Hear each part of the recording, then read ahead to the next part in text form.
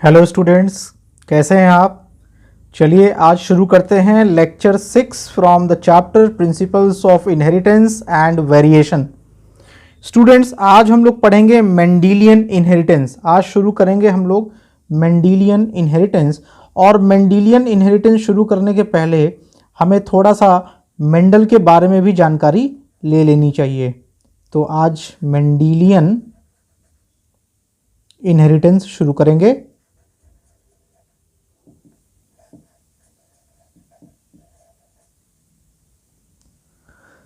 Mendel जो है वो ग्रेगर जॉन मेंडल के नाम से जाने जाते हैं और ये फादर ऑफ जेनेटिक्स हैं, sir Gregor John Mendel.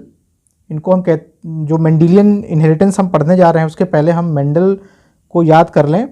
Gregor John Mendel, इनको हम कहते हैं फादर ऑफ जेनेटिक्स।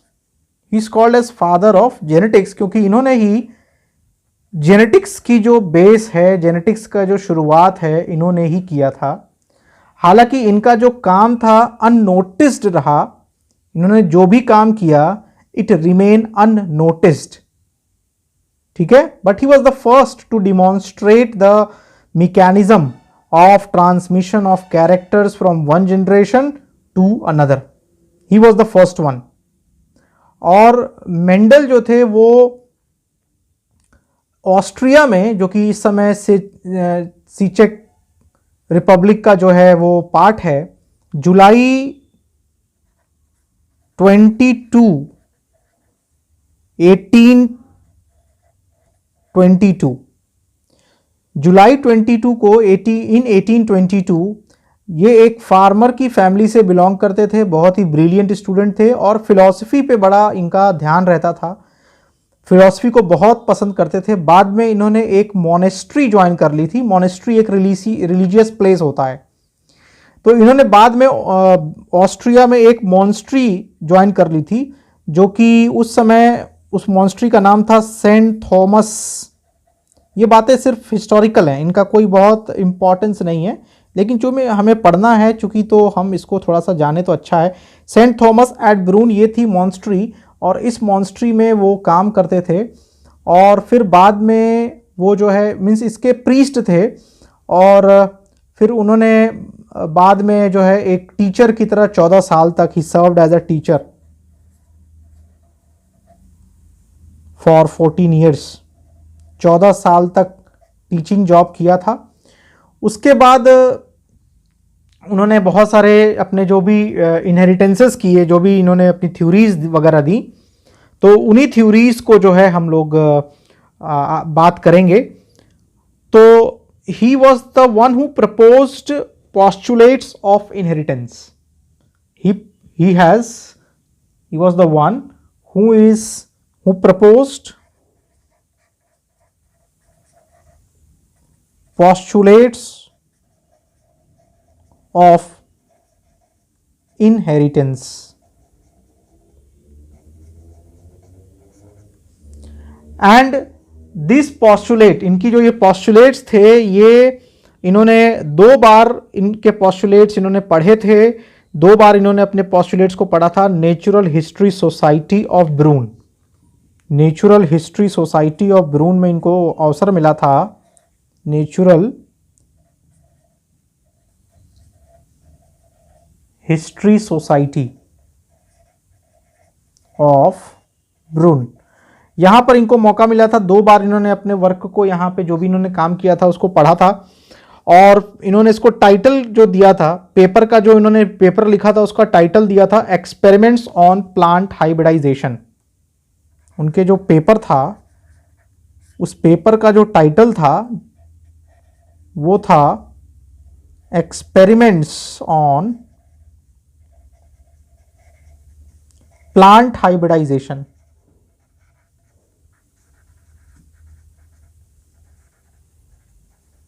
ओके, ये हम लोग बस मेंडल वर्क देख रहे हैं अभी। मेंडल्स वर्क हम लोग यहां पे बस सिर्फ नोटिस कर रहे हैं अभी।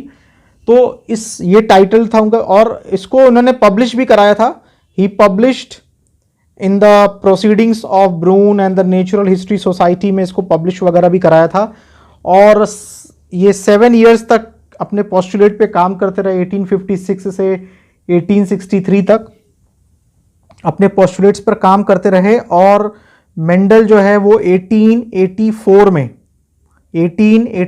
में मेंडल की डेथ हो गई। सो Mendel died in 1884 and it was very sad for Mendel because he died without getting, बिना रिकॉग्निशन के, बिना किसी इंपॉर्टेंस के, इनको कोई इंपॉर्टेंस नहीं दिया गया, इनके किसी भी काम का इंपॉर्टेंस नहीं दिया गया। So without any recognition for his work, this was very sad. उन्होंने बहुत सारा काम किया। अब जो जहां मोनेस्ट्री थी वहां पे उन्होंने गार्डन पी पर बहुत सारे एक्सपेरिमेंट्स किए थे। उन्होंने अपने जो भी उनके एक्सपेरिमेंट्स थे वो गार्डन पी पे उन्होंने किए थे। गार्डन पी जिसको हम कहते हैं साइंटिफिकली पाइसम सटाइवम, इस पर उन्होंने बहुत सारा काम किया। बहुत सारे उनके जो वर्क थे उनको पेपर बनाया, पब्लिश किया, बहुत बहुत चीज़ें की। बट एट लास्ट उनका जो वर्क था, मेंडल का जो वर्क था, वो अननोटिस्ड रह गया। कोई भी उनको रिकॉग्निशन नहीं मिली। And this was a biggest drawback, आप कह सकते हो कि ये एक ड्रॉबैक ही है कि एक आदमी जो इतने साल तक अपनी बात बताता रहा, कहता रहा, उसका काम अननोटिस्ड रहा। ठीक है। बाद में इनका जो ये काम था, what ever work he did, उसमें कुछ कमियां थी जो मेंडल समझा नहीं पाए थे। तो बाद में इन्होंने जो भी काम किया था, what ever work he did, what ever work Mendel did, तो उसको रीडिस्कवर किया गया। मेंडल्स वर्क क्या था अभी हम लोग देखते हैं। पहले ये समझ लें कि मेंडल्स वर्क किसने रीडिस्कवर किया था। Was rediscovered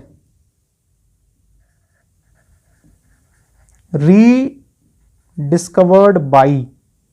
So who rediscovered the Mendel's work? There were 3 people who has rediscovered the Mendel's work, and these 3 people were, one was Hugo de Vries, एक का नाम जो था वो था ह्यूगो डी व्रीज, इसको याद रखना है, भूलना नहीं है आपको, इंपॉर्टेंट है। Hugo de Vries of Holland. ये लोग मेंडल के काम को कहीं पढ़ रहे थे, जो भी उनकी पब्लिशिंग थी वो पब्लिश कहीं हुआ था पेपर, तो उसको पढ़ रहे थे। और मेंडल ने बहुत सारे चीज़ें एक्सप्लेन जो नहीं कर पाए थे, इन लोगों ने बाद में उसको एक्सप्लेनेशन उसका किया था। Karl Correns of Germany. बाद में पता चला कि जो ये तीनों लोग बोल रहे हैं और जो तीनों लोग ये बता रहे हैं, अपने कुछ करेक्शन कर दिया था इन लोगों ने। उस करेक्शन के बाद पता चला कि ये जो भी काम था, इसकी इनिशिएशन तो मेंडल ने ही की थी। फिर जो क्रिटिक्स थे उनको समझ में आया कि ये तो मेंडल सही बोल रहे थे, बहुत सारी चीज़ें जो मेंडल बता रहे थे वो सही थी। TSCHER, this is RMAK, Tschermak, ठीक है, Erich von Tschermak, and he was of Austria. So these were 3 people who have rediscovered Mendel's work. ये पूछा जाता है हु रीडिस्कवर्ड मेंडल्स वर्क, तो they have rediscovered the Mendel's work, क्योंकि इसमें बहुत सारी चीज़ें मेंडल जो अपने पेपर में नहीं बताए थे, बहुत सारी चीज़ें जो मेंडल को नहीं मालूम थी, इसलिए उन्होंने नहीं बताया। इन लोगों ने वो सारी चीज़ें ऐड की, और फिर वो बहुत सारे जो मेंडल का वर्क था उसको देखा गया कि it is applicable to many of the plants and animals. बाद में उसको नोटिस किया गया जब मेंडल हमारे बीच में नहीं थे। एंड देन मेंडल की, तब उसके पहले तो फिर मेंडल की जो है वो डेथ ही हो गई थी, बाद में ये काम निकल कर आया था। Okay, clear? Okay, now let us talk about the work of Mendel. तो स्टूडेंट्स, मेंडल ने जो काम किया था वो काम किया था मेंडल ने पाइसम सटाइवम पे। पाइसम सटाइवम पे मेंडल ने काम किया था। और अब जो बातें बता रहा हूं उसको ध्यान से सुनिए और समझिए। मेंडल ने पाइसम सटाइवम को लिया था, SATIVUM, this is garden pea.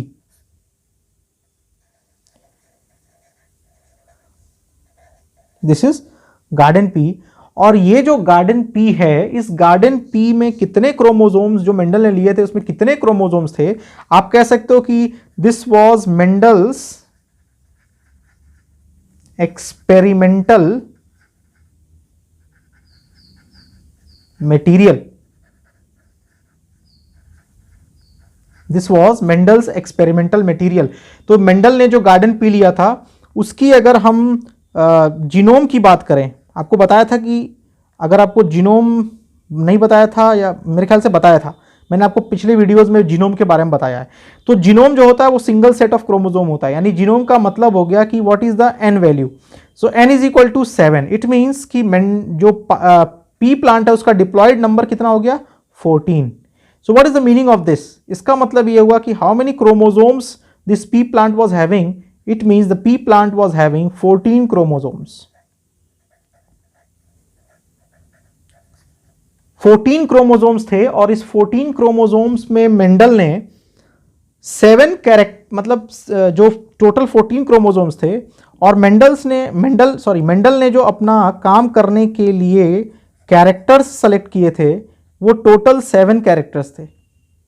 Characters total 7 characters थे और हर कैरेक्टर के 2 ट्रेट्स थे, कंट्रास्टिंग ट्रेट्स था। हर कैरेक्टर का कंट्रास्टिंग ट्रेट था। कंट्रास्टिंग ट्रेट मतलब 2 ऐसे डिफरेंशिएटेड फीचर्स जिसको आप ट्रेट कह सकते हो, कंट्रास्टिंग ट्रेट कह सकते हो। तो 7 कैरेक्टर्स मेंडल ने लिए थे, पी प्लांट के 7 कैरेक्टर्स लिए थे। अभी देखते हैं कौन कौन से 7 थे। और ये जो 7 कैरेक्टर्स लिए थे, इनकी हर एक कैरेक्टर की 2 वैरायटीज थी।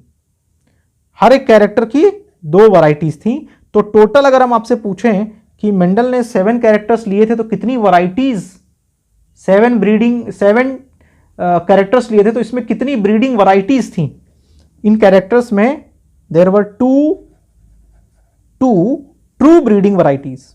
Each character had 2 true breeding varieties. Now what is the meaning of true breeding? True breeding किसको कहते हैं? ट्रू ब्रीडिंग कहते हैं, आपको बता चुका हूं, होमोजाइगस कंडीशन को आप कह सकते हो।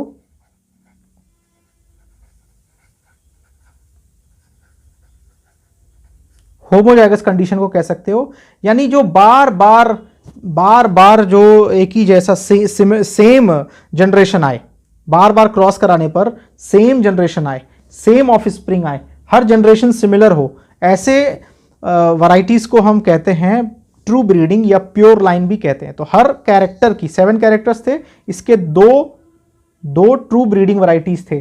तो टोटल वैरायटीज कितने हो गए? टोटल वैरायटीज कितने हो गए? मेंडल ने अगर आपसे पूछे कितने कैरेक्टर्स थे? 7। और कितनी वैरायटीज स्टडी की? A total of 14 varieties. अब यहां पर बात उठती है कि एक क्वेश्चन उठता है कि जो पी प्लांट था, what was the significance of using P plant.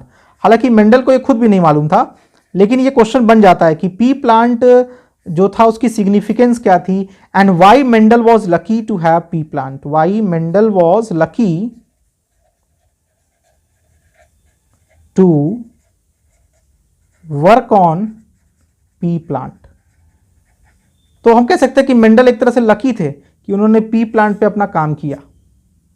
ठीक है, इसके लिए देखना पड़ेगा हमको कि पी प्लांट में जो 7 क्रोमोसोम्स, तो 14 थे टोटल, 7 पेयर्स, और जो कैरेक्टर्स उन्होंने लिए थे सिर्फ 7 कैरेक्टर्स लिए थे। तो लेट अस सी कि विच वर दो 7 characters which Mendel has taken. So for that let me draw some columns. ठीक है, कुछ कॉलम्स ड्रॉ कर लें हम लोग पहले।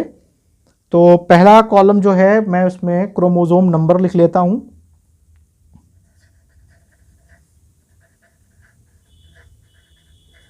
Chromosome number. Then second column में कैरेक्टर, जो मेंडल ने कैरेक्टर लिए थे, character. And then in the next column जो हर कैरेक्टर के 2 ट्रेट्स थे, तो ट्रेट 1 एंड ट्रेट 2। आप इसको क्या कह सकते हो, जैसे अगर आप इसको जीन कहोगे तो ये क्या है, एलील्स, एलिलोमॉर्फ्स, है ना। आप इसको एलिलोमॉर्फ्स कह सकते हो कि नहीं कह सकते, कह सकते हो ना।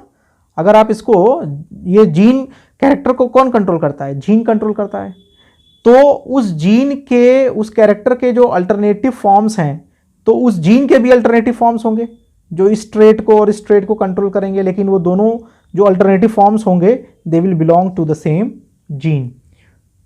सो the character which Mendel took was seed shape. Mendel ने जो पी प्लांट था उसमें जो सीड था उसके शेप पर जो है एक्सपेरिमेंट किया, मतलब देखा कि क्रॉस कराया दो मटर के पौधों को सीड के शेप के बेसिस पर।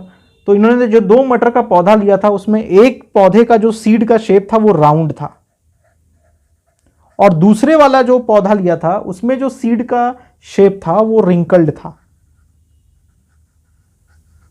तो character was the shape of the seed and the traits were round and wrinkled.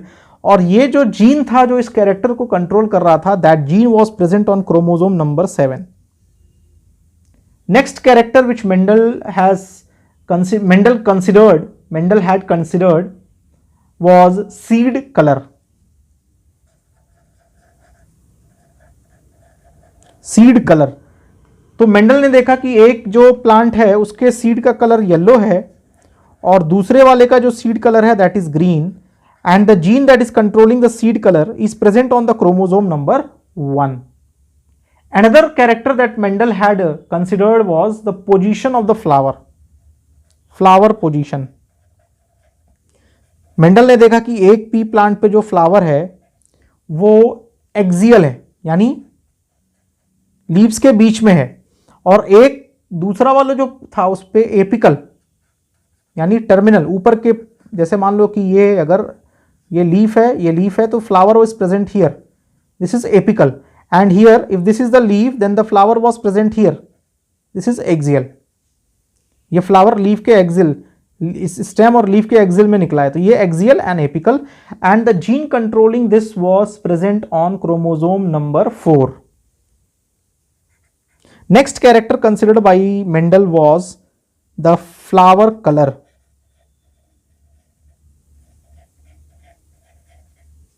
The flower colour, and for the flower colour Mendel had noticed कि एक पी प्लांट था उसका जो फ्लावर का कलर था वो वॉयलेट था और दूसरे वाले का वाइट था, and the gene controlling this flower colour was present on chromosome number 1. Another character that Mendel considered was fruit or pod shape.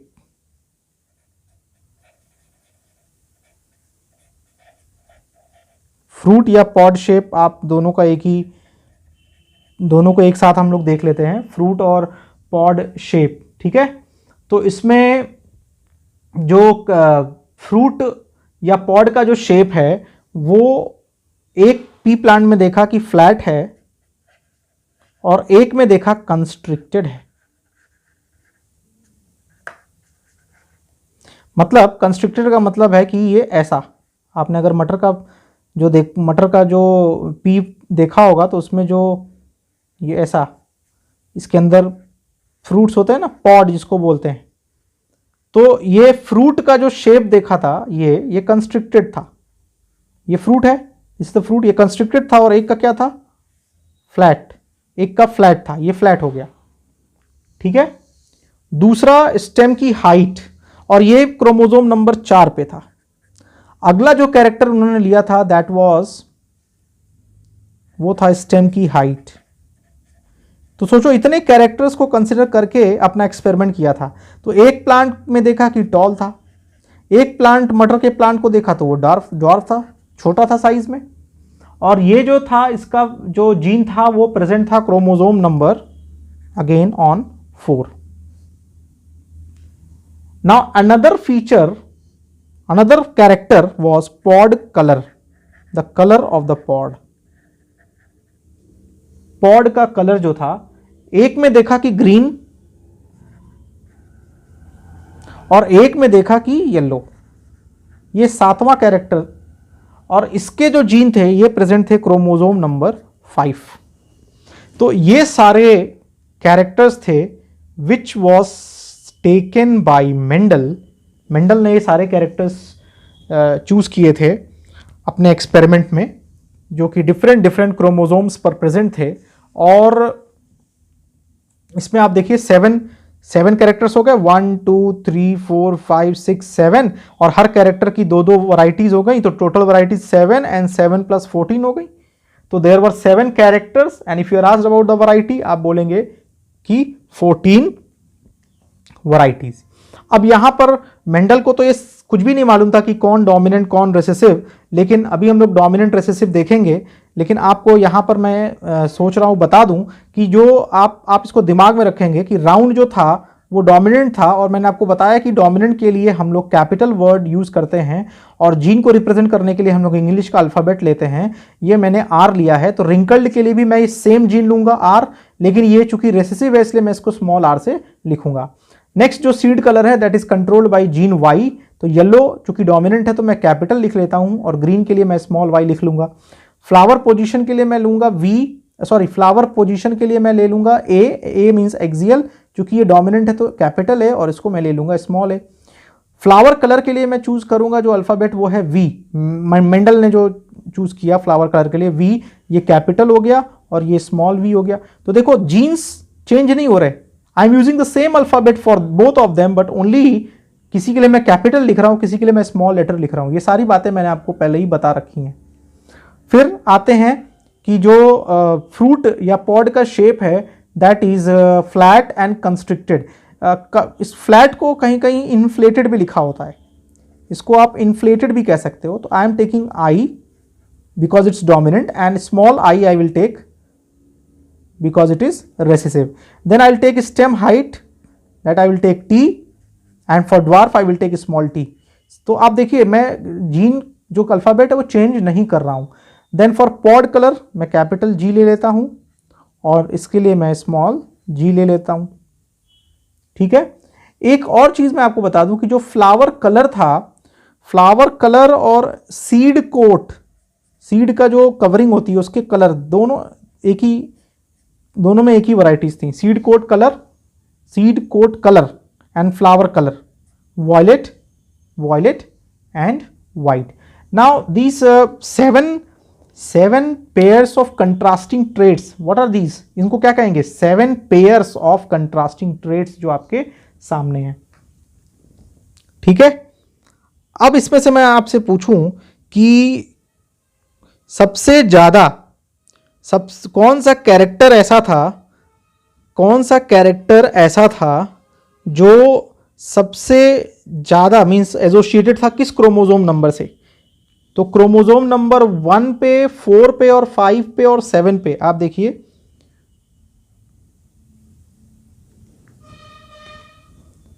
देखिए, क्रोमोसोम नंबर, पहले तो आप देखिए कि सबसे ज्यादा जो कैरेक्टर्स थे ये क्रोमोसोम नंबर 4, यहां भी क्रोमोसोम नंबर 4, यहां भी क्रोमोसोम नंबर 4 है ना। तो अगर हम देखें कि क्रोमोसोम नंबर 4 पे जो चौथा क्रोमोसोम था, 7 क्रोमोसोम्स नहीं थे, 7 पेयर ऑफ क्रोमोसोम्स थे, 14 क्रोमोसोम्स थे, हर क्रोमोसोम का एक पेयर था, तो टोटल 14 क्रोमोसोम्स थे। तो जो चौथा पेयर था उसमें जो 3 आपको कैरेक्टर्स के जीन्स चौथे वाले क्रोमोसोम पे प्रेजेंट थे। इस बात को आपको नहीं भूलना है कि जो क्रोमोसोम नंबर 4 है उस पर कितने कैरेक्टर्स अवेलेबल थे, कितने कैरेक्टर्स के जीन अवेलेबल थे? 3 कैरेक्टर्स के जीन उस क्रोमोसोम नंबर 4 पर थे। फिर उसके बाद क्रोमोसोम नंबर 1 पर, ठीक है ना, क्रोमोसोम नंबर 1 पर भी देखिए 2 अकेले क्रोमोसोम नंबर 1 पे जो मेंडल स्टडी कर रहे थे उसके 2 जीन क्रोमोसोम नंबर 1 पे ही थे, और फिर 5 पर एक था और 7 पर एक था। तो ये बात आपको याद रखनी है कि क्रोमोसोम नंबर 4 पर जो मेंडल स्टडी कर रहे थे सबसे ज्यादा जो कैरेक्टर्स थे वो किस क्रोमोसोम पे थे? 4, क्रोमोसोम नंबर 4 पे 3 कैरेक्टर्स। क्लियर है? सो आई होप कि आपको आज ये बात समझ में आ गई कि मेंडल ने कौन कौन से कैरेक्टर्स लिए थे, और मेंडल की थोड़ी सी हिस्ट्री आपको समझ में आ गई। और पी फ्लावर जो मेंडल ने लिया था उसमें उसका जीनोम क्या था, उसका कितने कैरेक्टर्स मेंडल ने कंसिडर किए थे? वैसे तो बहुत सारे कैरेक्टर्स थे भाई, बहुत सारे कैरेक्टर्स थे ना, क्योंकि मान लो कि अगर 7 पेयर ऑफ क्रोमोसोम्स हैं तो कम से कम अगर 7 पेयर ऑफ क्रोमोसोम्स पे एक ही 2 जीन तो हर क्रोमोसोम पे होंगे नहीं, बहुत ज़्यादा होंगी, तो बहुत ज़्यादा थे, लेकिन मेंडल ने सबको कंसिडर नहीं किया था। ओके, क्लियर है? चलिए अब आगे चलते हैं। अब आगे देखेंगे कि मेंडल ने जो है वो क्या एक्सपेरिमेंट के लिए क्या क्या तरीके अपनाए थे। तो मेंडल ने एक्सपेरिमेंट्स कैसे किए थे, तो नेक्स्ट हम देखेंगे मेंडल्स एक्सपेरिमेंट।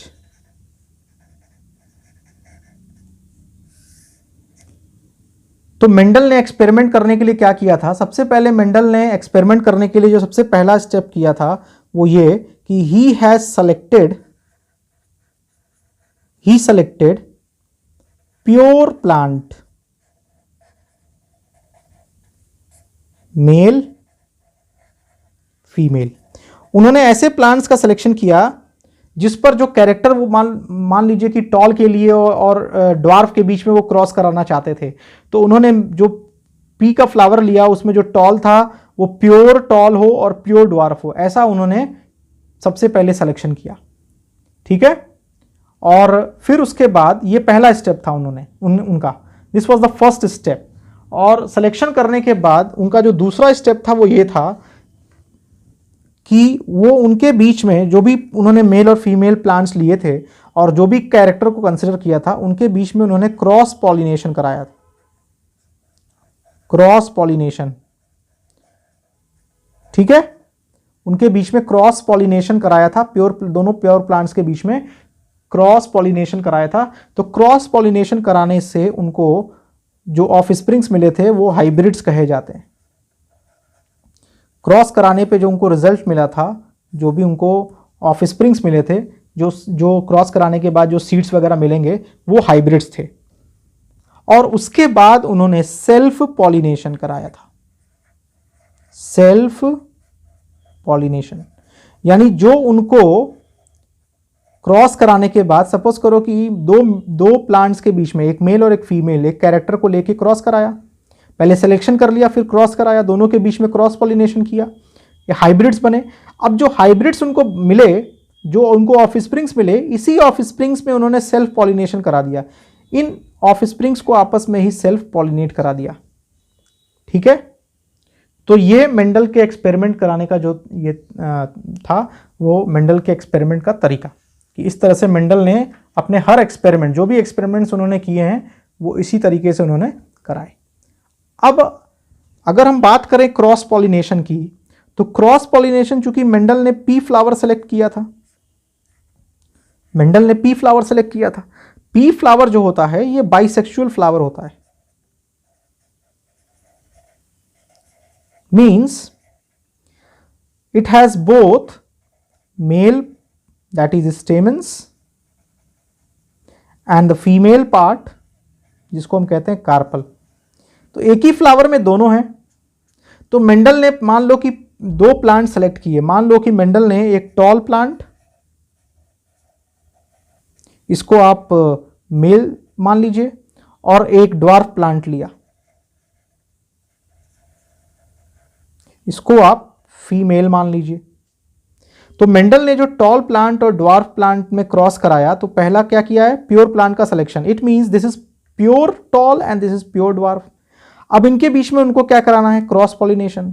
लेकिन जो पी फ्लावर है चूंकि वो बाइसेक्सुअल है, और बाइसेक्सुअल फ्लावर्स में क्रॉस पॉलिनेशन तो हो सकता है, लेकिन सेल्फ पॉलिनेशन की संभावना भी बनेगी। यहां पर सेल्फ क्रॉस की संभावना बन जा रही है। क्यों? क्योंकि स्टेमन भी है और कार्पल भी है एक ही फ्लावर में, तो सेल्फ क्रॉस होगा, लेकिन मेंडल को तो क्रॉस पॉलिनेशन कराना था। तो मेंडल ने क्या किया, मेंडल ने जो मेल प्लांट था, ये जो मेल टॉल प्लांट था, उसके स्टेमन्स को कट कर दिया, स्टेमन्स को काट दिया। क्योंकि एक ही फ्लावर में दोनों हैं, तो जो फ्लावर उन्होंने लिया था उसके मेल जो स्टेमन थी, मेल पार्ट थी, उसको काट दिया। इसको हम एक टर्म देते हैं, इसको कहते हैं इमैस्कुलेशन। इसको क्या कहते हैं? इसको कहते हैं इमैस्कुलेशन।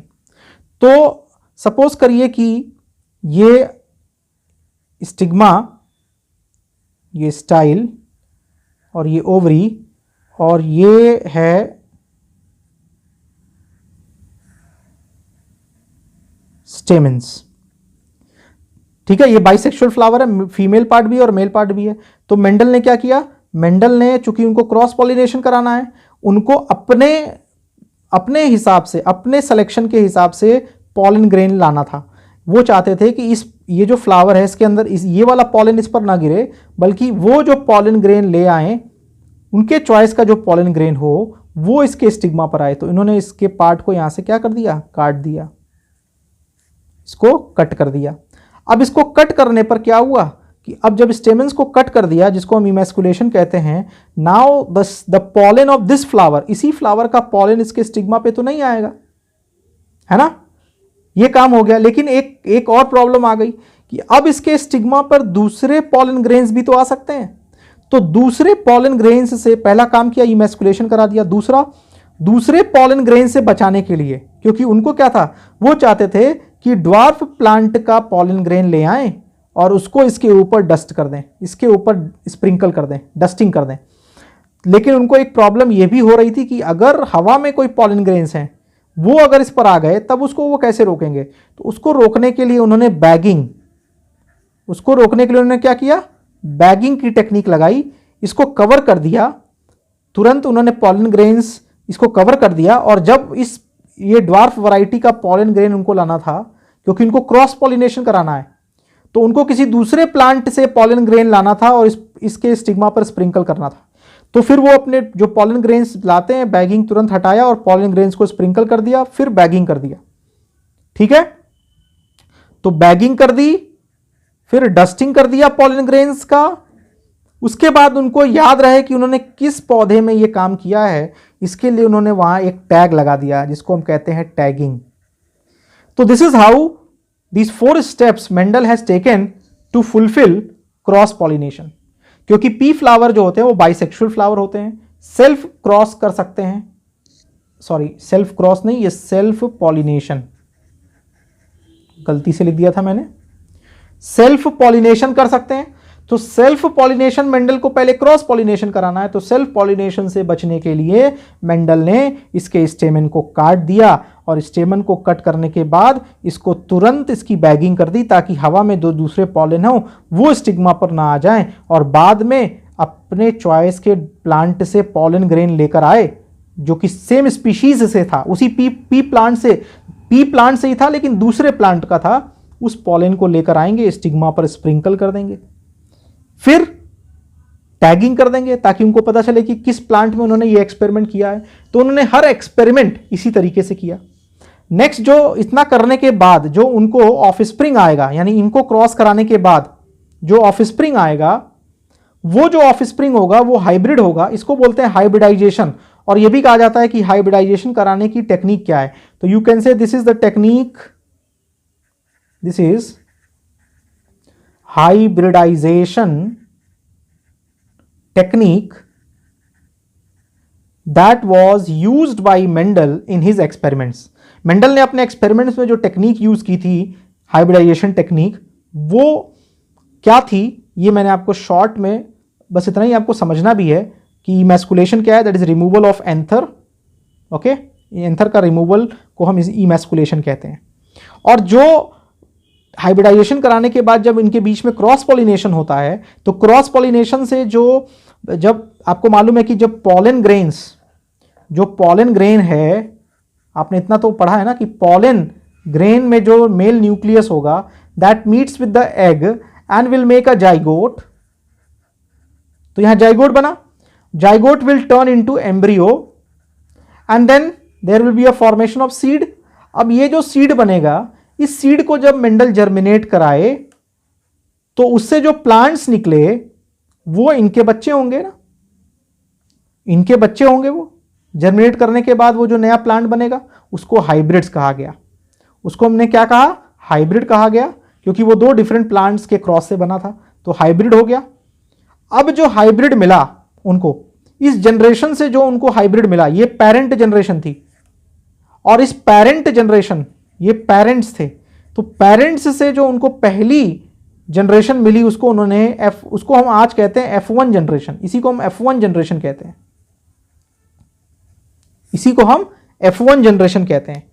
तो क्रॉस पॉलिनेशन कराने के बाद उनको जो F1 जनरेशन मिला, अब उन्होंने अपना जो ये F1 जनरेशन मिला था, इस F1 जनरेशन के बीच में उन्होंने कराया, जो F1 जनरेशन उनको मिला था, जो F1 प्लांट्स उनको मिले थे, उन्होंने F1 प्लांट्स लिया, मेल एंड फीमेल। बहुत सारे प्लांट्स मिले थे, 1-2 तो मिले नहीं थे, बहुत सारे मिले थे। तो उन्होंने एक F1 प्लांट लिया जो कि आप फीमेल, और एक F1 प्लांट लिया जो मेल, और एक F1 प्लांट लिया जो फीमेल और मेल।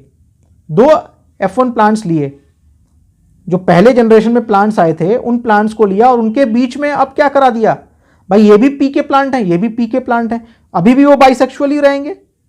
भाई ये तो इमैस्कुलेशन, ये तो कट किया गया था ना, तो कट करने से ऐसा थोड़े होगा कि उनके नेक्स्ट जनरेशन जो बनेगी उसमें एंथर ही नहीं बनेंगे। ये तो एक फिजिकल प्रोसेस किया गया, इसमें जीन में तो कोई बदलाव नहीं किया गया था ना, ये तो काटा गया था, तो जीन में तो कोई बदलाव नहीं ना होगा, ये तो बस एक समय के लिए काटा गया था कि क्रॉस पॉलिनेशन हो जाए।